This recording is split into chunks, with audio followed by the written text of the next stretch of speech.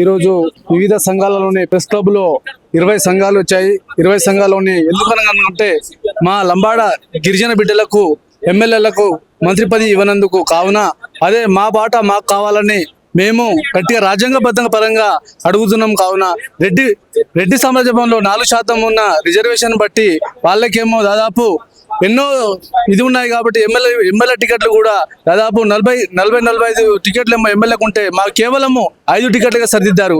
నిన్న జరిగిన దాంట్లో ఎమ్మెల్సీలో కూడా ఒకటి ఎమ్మెల్సీ శంకర్ నాయక్ కూడా కేటాయించి పక్కన పెట్టడం జరిగింది.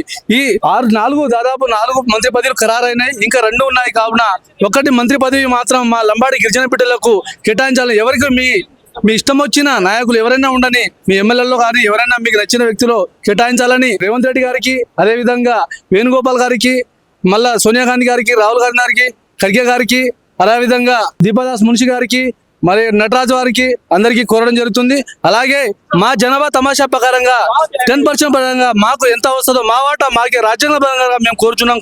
ఉగాదిలోపు మంత్రివర్గం విస్తరణ జరగబోతుందని అంటున్నాం. అందుట్లో మీ సామాజిక వర్గానికి డిప్యూటీ స్పీకర్ గా అని కూడా వినిపిస్తుంది. ఇంకోటి మైనార్టీకి ఇవ్వాలా, బంజారాకి ఇవ్వాలా అనే ఆలోచన కూడా ప్రభుత్వం చేస్తున్నట్టు వినిపిస్తుంది. వచ్చే అవకాశం ఉందనుకోవచ్చా? మరి మాకు కనుక ఈయన ఎడల సీఎం రేవంత్ రెడ్డి ఇంటిని ముట్టడిస్తాం, అలాగే అసెంబ్లీ కూడా ముట్టడిస్తాం. అసెంబ్లీతో పాటు ఢిల్లీ కూడా ఏఐసీ కార్యాలయం కూడా ముట్టడిస్తామని హెచ్చరిస్తున్నాం. ఈ మంత్రివర్గ విషయంలో ఏమన్నా ఢిల్లీ పెద్దల్ని కలిసే అవకాశం ఉందా? ఢిల్లీ పెద్దలు త్వరలో కలవడానికి కార్యాచరణ చూసుకుంటున్నాం.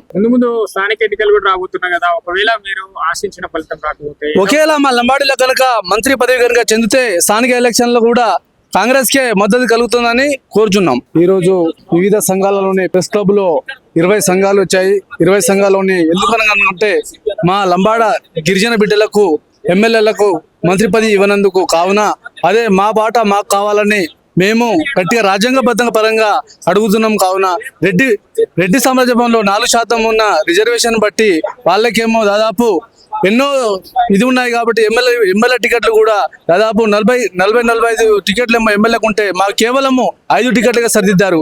నిన్న జరిగిన దాంట్లో ఎమ్మెల్సీలో కూడా ఒకటి ఎమ్మెల్సీ శంకర్ నాయక్ కూడా కేటాయించి పక్కన పెట్టడం జరిగింది. ఈ దాదాపు 4 మంత్రి పదవులు ఖరారైనాయి, ఇంకా 2 ఉన్నాయి. కావున ఒకటి మంత్రి పదవి మాత్రం మా లంబాడి గిరిజన బిడ్డలకు కేటాయించాలి. ఎవరికి మీ ఇష్టం వచ్చిన నాయకులు ఎవరైనా ఉండని, మీ ఎమ్మెల్యేలో కానీ ఎవరైనా మీకు నచ్చిన వ్యక్తులు కేటాయించాలని రేవంత్ రెడ్డి గారికి, అదేవిధంగా వేణుగోపాల్ గారికి, మళ్ళా సోనియా గాంధీ గారికి, రాహుల్ గాంధీ గారికి, ఖర్గే గారికి, అదేవిధంగా దీపాదాస్ మున్షి గారికి, మరి నటరాజు వారికి అందరికీ కోరడం జరుగుతుంది. అలాగే మా జనాభా తమాషా ప్రకారంగా 10% పరంగా మాకు ఎంత వస్తుందో మా వాటా మాకే రాజ్యాంగబద్ధంగా మేము కోరుచున్నాం. ఉగాదిలోపు మంత్రివర్గం విస్తరణ జరగబోతుందని అంటున్నాం. అందుట్లో మీ సామాజిక వర్గానికి డిప్యూటీ స్పీకర్ గా అని కూడా వినిపిస్తుంది. ఇంకోటి మైనార్టీకి ఇవ్వాలా, బంజారాకి ఇవ్వాలా అనే ఆలోచన కూడా ప్రభుత్వం చేస్తున్నట్టు వినిపిస్తుంది. వచ్చే అవకాశం ఉందనుకోవచ్చా? మరి మాకు కనుక ఈయన ఎడల సీఎం రేవంత్ రెడ్డి ఇంటిని ముట్టడిస్తాం, అలాగే అసెంబ్లీ కూడా ముట్టడిస్తాం. అసెంబ్లీతో పాటు ఢిల్లీ కూడా ఏఐసీ కార్యాలయం కూడా ముట్టడిస్తామని హెచ్చరిస్తున్నాం. ఈ మంత్రివర్గ విషయంలో ఏమన్నా ఢిల్లీ పెద్దల్ని కలిసే అవకాశం ఉందా? ఢిల్లీ పెద్దలు త్వరలో కలవడానికి కార్యాచరణ చూసుకుంటున్నాం. ముందు స్థానిక ఎన్నికలు కూడా రాబోతున్నాయి కదా, ఒకవేళ మీరు ఆశించిన ఫలితం రాకపోతే ఒకేలా మా లంబాడీలో కనుక మంత్రి పదవి కనుక చెందితే స్థానిక ఎలక్షన్ లో కూడా కాంగ్రెస్ కే మద్దతు కలుగుతుందని కోరుచున్నాం.